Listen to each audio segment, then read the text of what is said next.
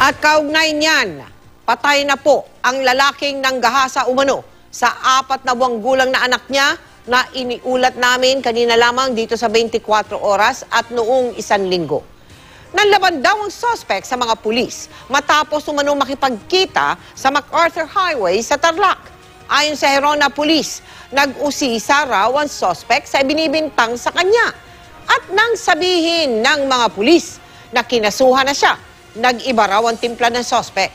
Inagaw umano niya ang baril ng driver ng police mobile at nagpaputok. Kaya gumanti ang mga pulis.